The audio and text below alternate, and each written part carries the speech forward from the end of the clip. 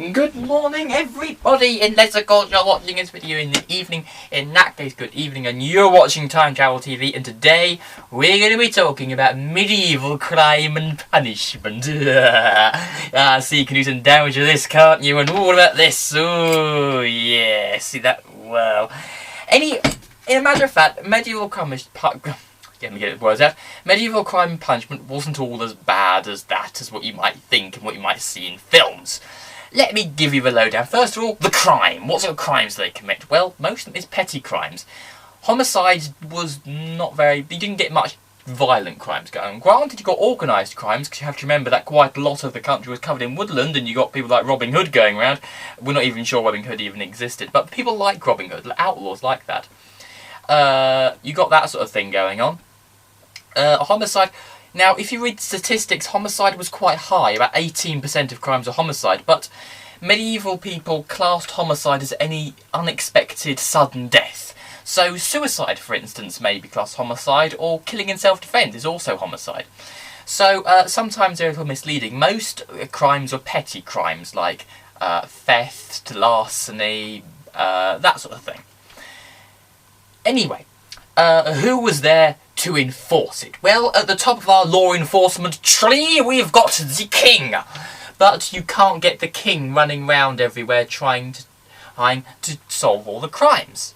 So, you've got, this time, you've got a time before the police service. Police service didn't come out until way, way later down, not until the late 17th century, really 19th century, the police really came into their own. So, forget about the police.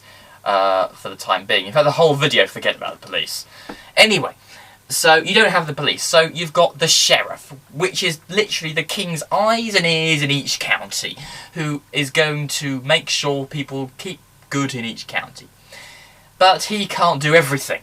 So you've got the parish constable, who is literally the constable who is the sheriff's eyes and ears in each parish. But again, he can't do everything. So you've got the chief constable of the hundred, which is the parish constable's eyes and ears in each hundred.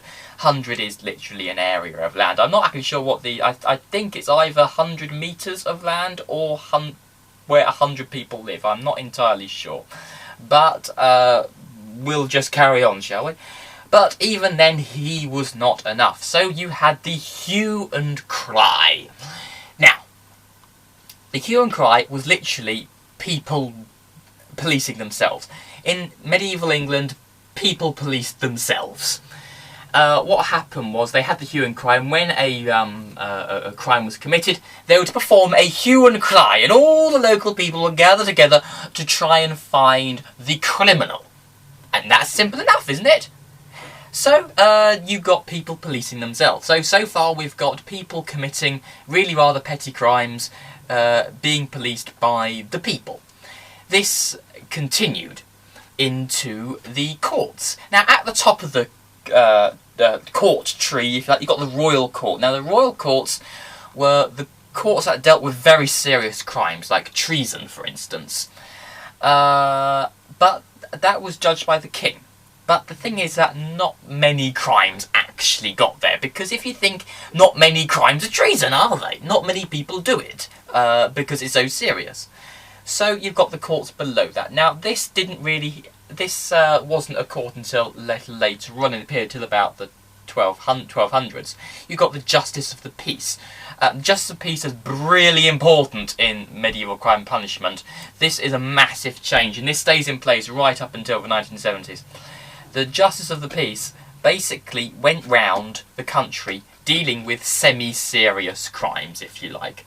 Crimes which weren't worthy of the royal courts, but they were pretty serious. They were important enough to be heard by somebody important. So the Justice of the Peace is really important. But the thing is, Justice of the Peace didn't really want to listen to really menial crimes like, oh, so-and-so next door nicked a loaf of bread. He doesn't want to deal with that sort of crime. So you have the manor courts. The manor courts deal with really menial crimes in the district. And you're judged by a jury, which are people you know. Which, on the one hand, that's good because they know you, they understand you. On the other hand, that's bad because they have a bias against you. That's why nowadays we don't have juries which know the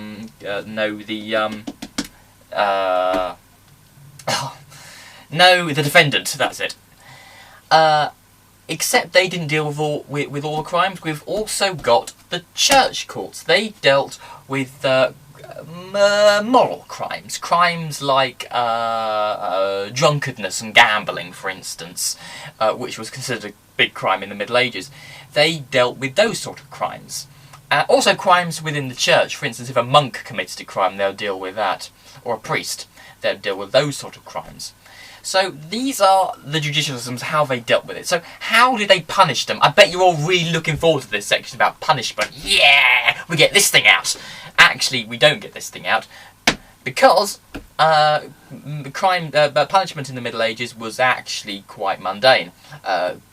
Contrary to what you might think, they didn't really do torture like how you think they do or you see on the films. What they did, okay, so for most crimes, it was fines. They would fine you, which is not too bad, and they liked fines because it earned them money. So fines are good. But the thing is that if it was over a certain amount, then you got to have something a bit more serious. So if it was over 12 pence, which it sounds very, very menial to think 12 pence is nothing. Back then, 12 pence was worth a lot more. 12 pence is a shilling. Coincidentally, which is worth about, and you got 20 shillings in a pound, but a pound was worth a hell of a lot more back then. If you think, put in perspective, £10 in modern day £10 in 1200-ish, 1215-ish that time, it was about £19,000. So so the thing is, it's like, if the money meant different things back then. So then, what would happen is that imprisonment. Now, imprisonment, very important to remember, was not a punishment in this time. It was for people who were either awaiting trial or awaiting execution.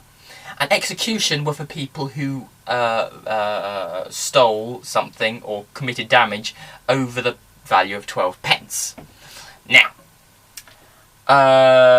what next? Oh yes. So you also had something that many people loved, which was public humiliation.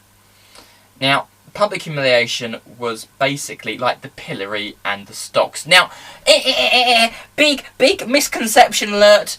What is this where you stick your head through and your hands through and you have tomatoes and stuff chucked at you? It is not the stocks. And coincidentally, you wouldn't have tomatoes thrown at you anyway because tomatoes weren't even around in Britain at the time. It is not the stocks. That is the pillory. The stocks where you have your feet in there, not your hands and your head. So I'm going to get very cross next time somebody says that's the stocks where you put your head and your hands in. The pillory is where you put your feet in.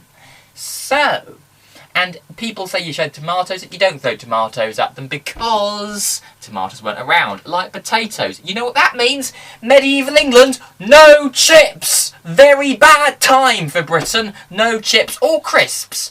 In fact, just think, fish and chips wouldn't have been possible before, like, Sir Walter Raleigh went off and came back and said, I've brought about this great thing called potato. Anyway, I'm digressing really badly now. So anyway, public humiliation was also a big crime, a big thing, because a big punishment, because people were really, they didn't like, they were very gossip driven back then. Everybody knew each other in the village. Now, to execute somebody, that you wouldn't have your head chopped off. Just simple. In medieval times, they didn't chop people's heads off. They didn't even do it. It wasn't really widespread till Tudor times, and even then, that was reserved for the more, how you say, important people, more for high treason, and that didn't happen very often. Anyway, so the main form of execution was hanging, and this was not hanging like you die very quickly. This is hanging like you're sitting there for hours going, ah! that, which is probably the only gory bit in it. In fact, there's another gory bit in it in a minute, which was high treason. Now, high treason, you got hung, drawn, and quartered, and that's very simple. You get hung till you're very nearly dead, then you get drawn, so all your entrails get pulled out in front of you, and then you get cut into quarters, which by that time you're most probably dead.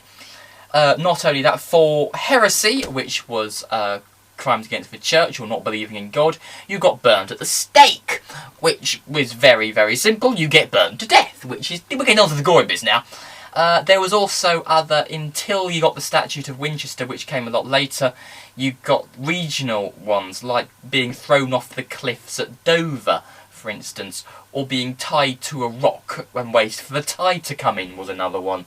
So you got regional punishments, which, when the Statute of Winchester came along, they said, okay, punishments have to be the same everywhere. We can't have people being thrown off the cliffs, or being tied to a rock and waiting for the tide to come in. We just can't have that. So, in Statute of Winchester, they said, okay, everybody who gets executed has to be hung, unless it's high treason or heresy. And that is